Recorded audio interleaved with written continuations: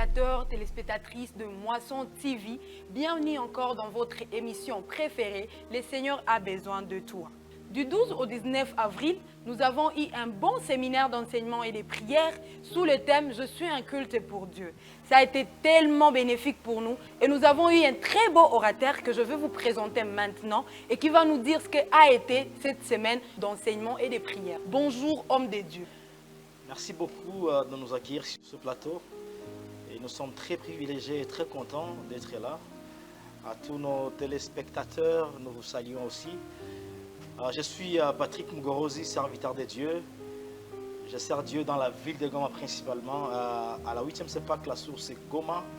Et comme vous l'avez dit, on a été à notre chère église La Moisson. Et ça a été une grande bénédiction. Voilà. Au courant de cette semaine, moi personnellement, j'ai été bénie. J'aimerais aussi que vous puissiez partager ce qu'a été cette semaine d'enseignement et de prières. Merci. Comme vous l'avez dit, c'était très merveilleux le séminaire. Je vais dire merci d'abord à Dieu qui a rendu cela possible. Dire aussi merci au pasteur de l'église, avec tous les conseils de l'église qui a consenti ensemble qu'on vienne ici toute la semaine. Le thème qui nous a été proposé par l'église, comme vous l'avez dit, je suis un culte pour Dieu. Et pendant toute la semaine, nous avons eu à surfer dans la Bible, essayant de dégager certaines vérités qui sont attachées à ces thèmes qu'on nous a proposés, mais aussi tirer des leçons qui sont attachées à notre vie et notre croissance en tant qu'église locale. Je cite la 34e CADAF, station La Moisson. Ainsi, du début jusqu'à la fin, nous nous sommes concentrés sur la vie du chrétien face à son Créateur. Et le texte de base autour duquel nous nous sommes entretenus dès l'introduction, c'est celui des Romains chapitre 12, le premier et le deuxième verset. Un des textes puissants de la Bible. Je parle puissant par rapport à mes études personnelles, mes méditations personnelles attachées à ces textes.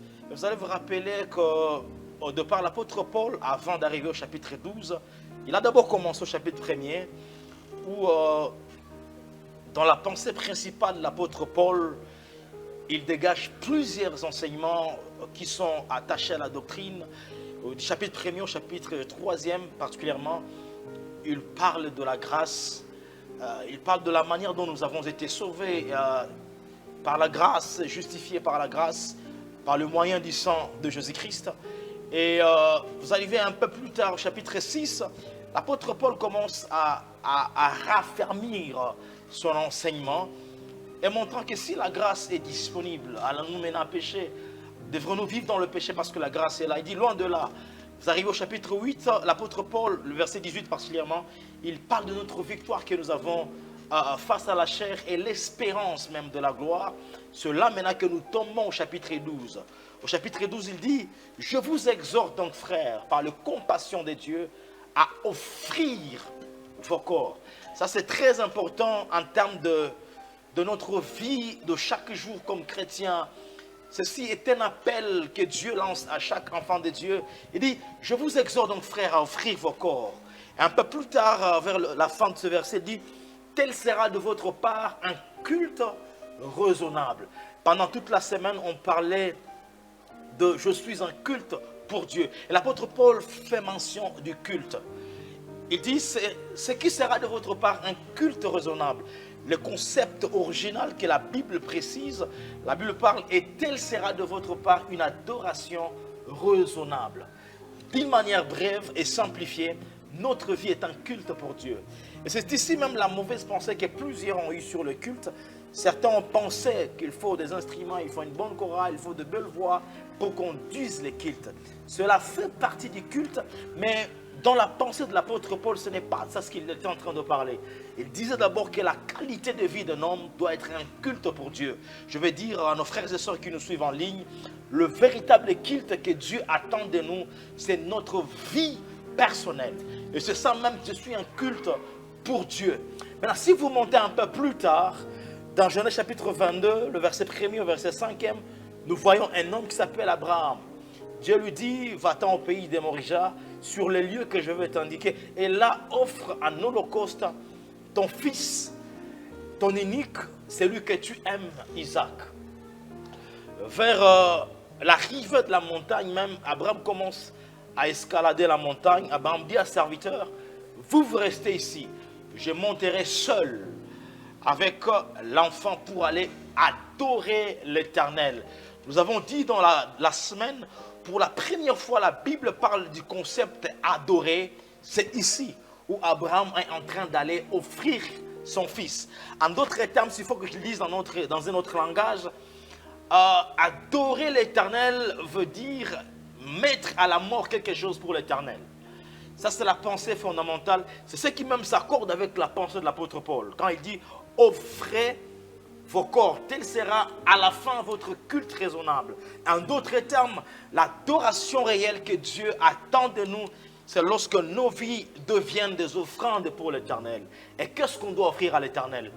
Notre manière de penser, notre manière de vivre, notre manière de marcher, nos comportements, nos habitudes.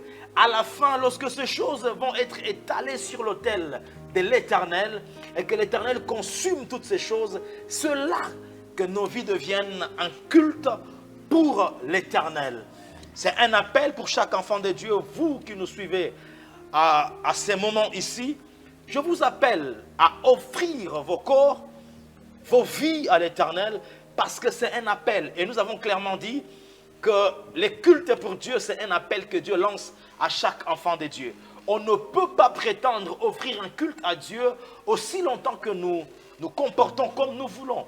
Nous ne pouvons pas prétendre faire une adoration à l'Éternel aussi longtemps que la qualité de notre vie n'est pas plaisible aux yeux de l'Éternel.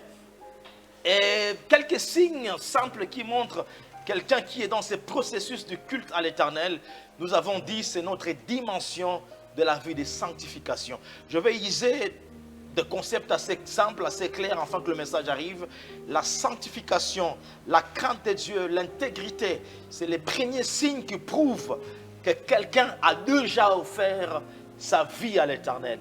S'il n'y a pas de sanctification, il n'y a pas de crainte de l'Éternel, il n'y a pas d'intégrité, il n'y a pas de culte pour Dieu. Et la deuxième chose qu'il faut retenir, c'est que notre dimension du brisement par la parole de Dieu, par la vie de Dieu, c'est ce qui explique même le culte que nous offrons à l'Éternel. Le culte de Jacob, c'était ce jour-là où Jacob rencontre l'Éternel.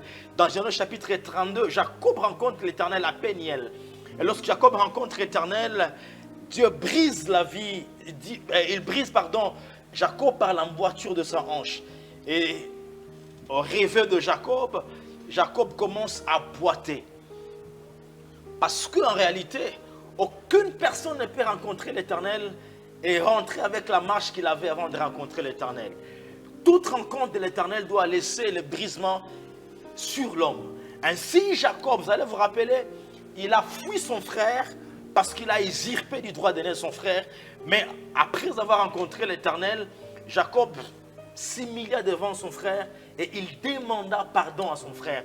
Parce que la véritable dimension de la rencontre avec l'Éternel, c'est le niveau de brisement que l'Éternel impose à notre vie.